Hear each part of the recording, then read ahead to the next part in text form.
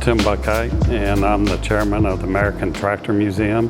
We're in Perryville, Missouri, south of St. Louis, about 80 miles, right on the Mississippi River. My father started collecting tractors probably 25 years ago. At first, it was just one or two, and then we saw he had an addiction to tractors, and he was out of control for several years. And he's amassed probably the largest collection of orphan tractors in the country. An orphan tractor is a company that is no longer in business, and it either got bought out or just went out of business. And a lot of the names you see in here are names you probably aren't familiar with, like we have a Greyhound tractor, we have a Hart Park tractor, and you don't see those names anymore, but they're relics from the past. There's probably 100 plus tractors here. As far as the most unusual, we have some one-of-a-kind tractors, one maybe or two in the US. We have several of those tractors. We do have a few John Deeres, but mostly we kind of focus on the steel wheel and the older tractors.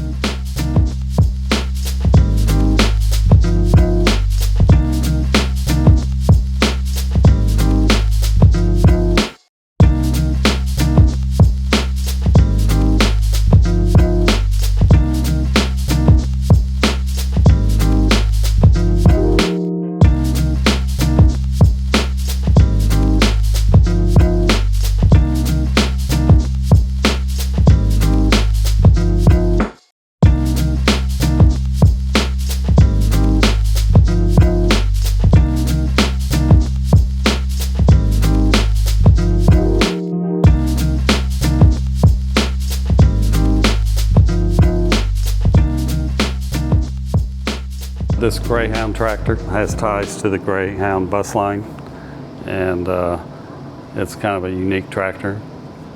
A lot of history there. Then this is the gray tractor, and it's a drum drive. So they use this for like building roads, compaction. It's got a big drum in the back.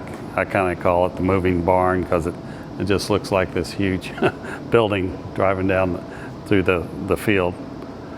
And then we have obviously a Waterloo boy and a Rock Island plow. This is a really unique tractor. It's got a friction drive transmission. So if you can see the discs there, this friction drive, you would adjust these discs this way to go forward and backwards. Obviously it didn't probably prove out to be the best way to do it, but I think it's really interesting in the way they thought about it. And that's really kind of unique about the collection we have, is that moment in time when people were trying to figure all this stuff out. And you know, a lot of, if you look back at the Waterloo boy, you can see the radiator is actually turned the wrong way compared to the way we think about it today.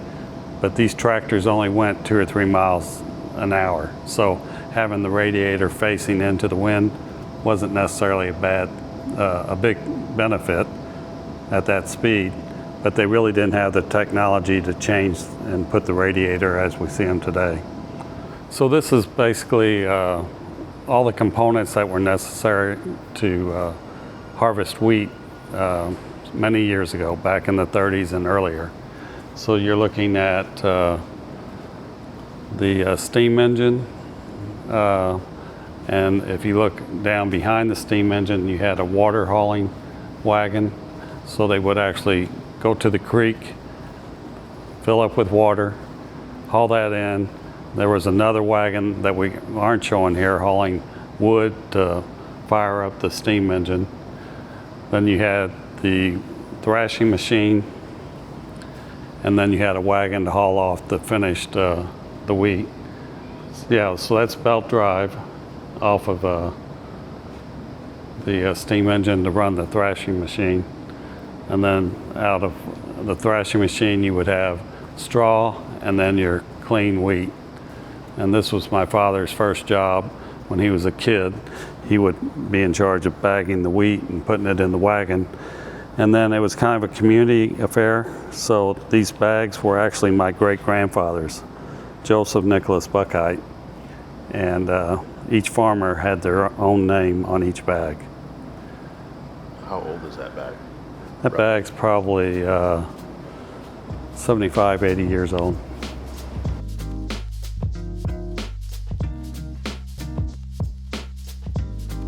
Yeah, the truck show has been growing every year in Perryville.